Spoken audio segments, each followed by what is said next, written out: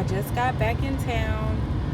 Well, I got back in town Wednesday from the Dominican Republic, and I went right into work Thursday and Friday.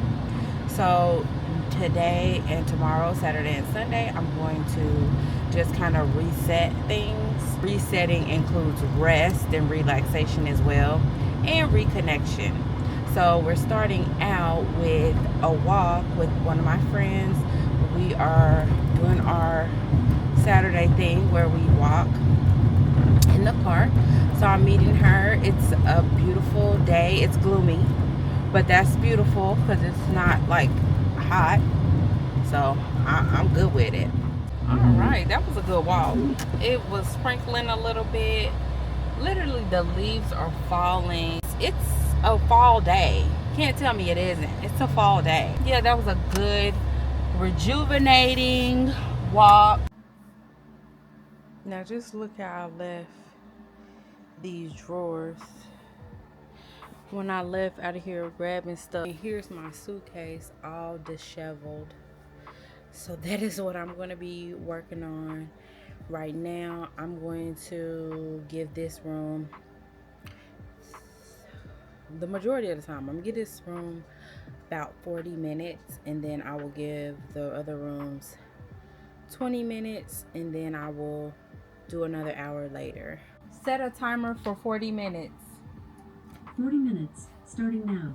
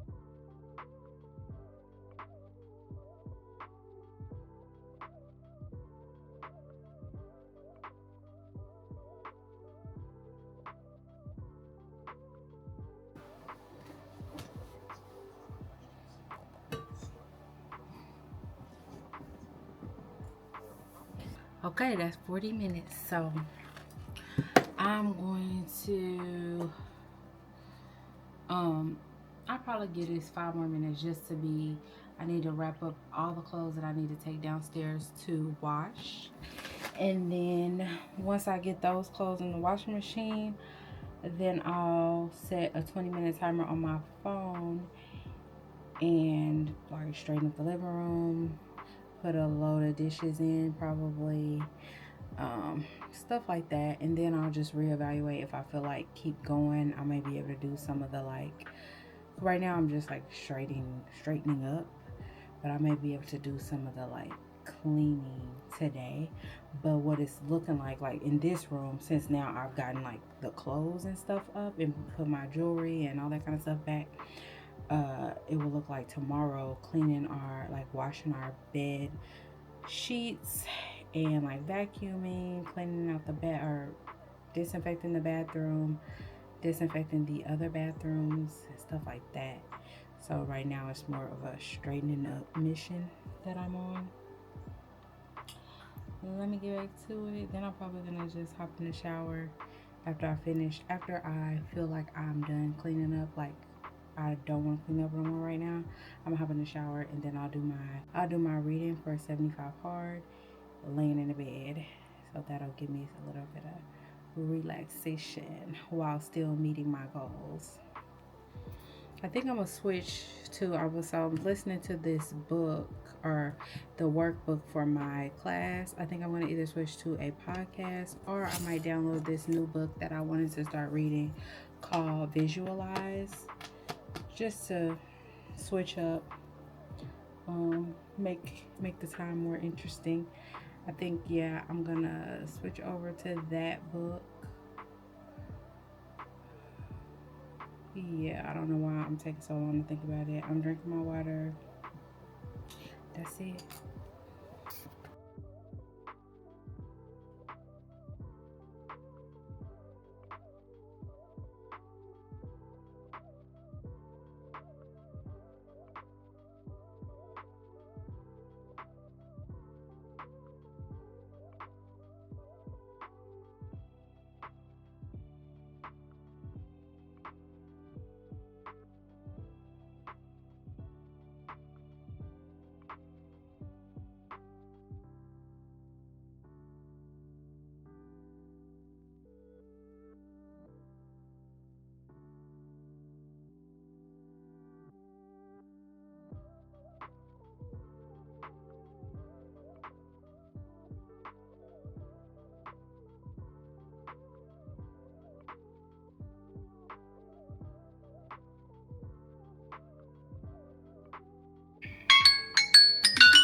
If you give yourself 20 minutes to do something, it'll take 20 minutes.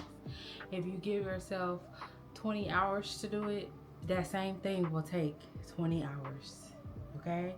I got so much more done in these 20 minutes than I thought I would get done. I really am kind of in a flow and want to keep going, but on the other hand, I don't want to keep going because I don't want to make my whole day cleaning up. So I'm gonna go ahead, hop in the shower and lay down and read. I didn't start that book. I ended up listening to this podcast called Changeable Podcast, and the episode was about attention and where you place your attention. So how I did my budget is I look at how many paychecks I have left. So I have 8 paychecks left in this year. I got that total. And then I subtracted my what I need to pay off that course, how much I owe on the course. Then I subtracted, so for my retirement account, technically you can contribute to 2025 until April. So I just did 4 months of what I still need to contribute because I can still contribute next year. So I got that on there. Then I saw how much I had left for birthdays, trips, and Christmas. So I made an amount. I put an amount for birthdays, I put an amount for Christmas, and then I put an amount for trips. Subtracted that from what I had left. Then that gives me how much I have just for each paycheck for my just whatever I wanted. So that is a tight budget there. And then so that's that. Then I went and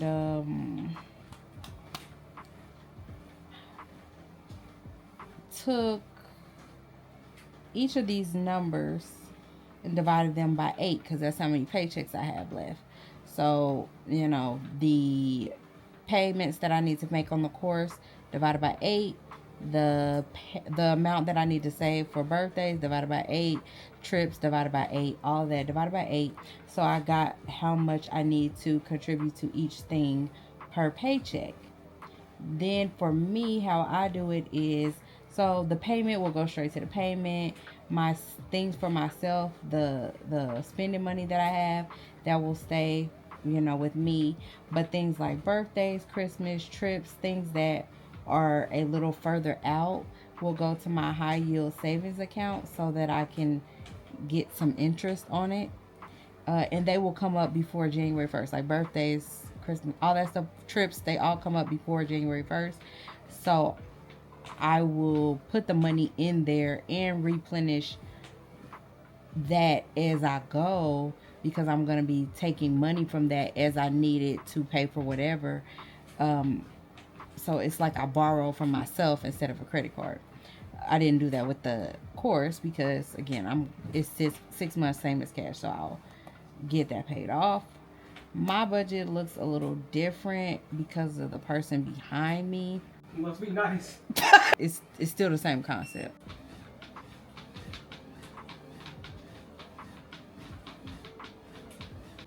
So I'm in chapter 13 of this book.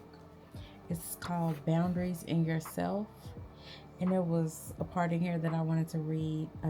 So this woman was talking to her therapist and she said, I haven't told you about this relationship before, though I guess I should have. I have a tremendous boundary problem with this woman. She eats too much and she has an attacking tongue. She's undependable, lets me down all the time, and she spent money of mine and hasn't paid me back in years. Why haven't you mentioned her before? Because she's me. We began setting limits on others. We began moving from taking too much responsibility to taking just enough. But how do we begin to set limits on ourselves? So that's what this chapter was about. I'm not done with it, but I did my 10 pages for 75 hard, and I'm about to take a nap. Okay, it's time for my second workout. I've been laying in the bed that whole time. It's 5:22, so I laid in the bed from probably like maybe what time I get home? Probably like 10, or so probably at least from 12 to probably 2. But I read, I spent time with my husband, I did my budget for this quarter, and took a nap. And I did sent the text to try to set up time with the people that are available. One of my friends is in Europe, so I looked and saw in the text she said she was gonna be in Europe this week. So I will talk to her next week. But I still like put a little time on my schedule, like some weekends. I have some weekends in mind that we can get together. I'm thinking about getting all of them together. If I can't like do it individually, I'm gonna just do it.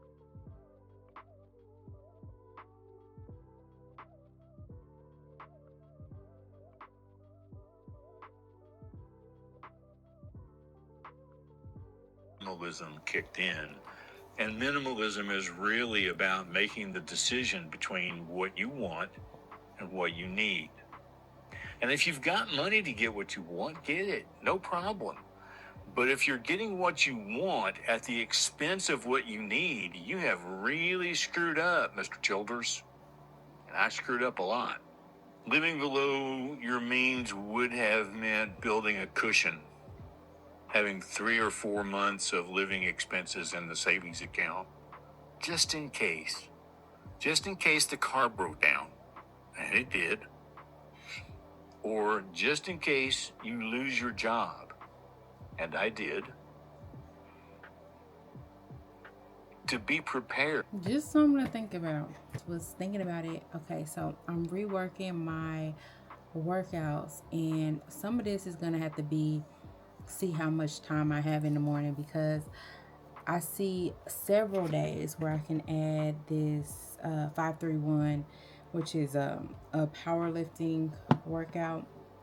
I see several days where I could add it in, but it just really depends on how much time I have after my workout, like after my what's it called? What time I wake up, how much time I have. I'm also thinking about, okay, do I go for the big lifts in the morning, like make sure I'm getting that squat, make sure I'm getting the deadlift, and then the stuff that I can do outside with my ankle weights and all that kind of stuff, do I leave that for my second workout later in the day? That might be the case. So that and I'm still gonna go for a walk too, but maybe I want to do that. Maybe we can try it. this upcoming week and see how it goes. I think that's what no, not this upcoming week, because I'm still on this deload. I'm trying to do it as prescribed with the 2 weeks of deload, even though I think that's crazy. I'm gonna just do it and move on. So yeah, I'm still on another deload week next week, unfortunately, and then I will get back to it.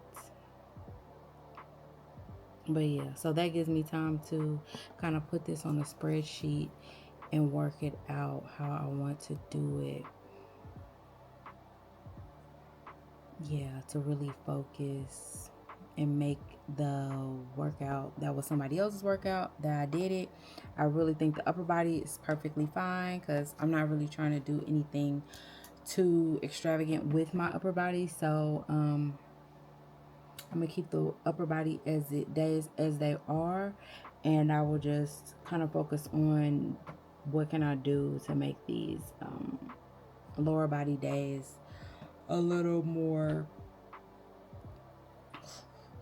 more volume. Even though I am in a fat loss phase, I'm probably not going to be gaining any muscle, but I want to lose as little muscle as possible. So that's what I'm doing there. I think that's it. What did I say I need to do? Okay, it's 11 o'clock. I'm about to wash his hair. I'll be back. Is a huge part of living below your means is being happy with enough. When you have enough space in your house, why do you need more? When you have enough cars to drive, why do you need another one? If you have enough clothes to wear to work, why are you constantly going out to buy more? If you have enough food in your house to eat dinner, why are you going out to eat and letting that food go in the trash can because it's spoiled before you could cook it? But this was the life I lived in my 20s. Not proud of it. I'm ashamed to put it in this video. I don't know why I'm putting this in here, but it just seemed like since we got on the subject of money, and I was feeling like, should I talk about this because I might not have the same, finances as other people, but that is such an important thing. And I'm not saying this camera you're looking at. My husband bought this for me for my birthday. This is an expense. It was not really a necessary expense. I have my phone, I broke my other camera, my ZV-1 broke. I have things that I don't necessarily need, but the point is, are there other, if you lose your job tomorrow, can you survive for 3 to 6 months? So as we reset, if you want, I invite you to reset your mindset on that as well.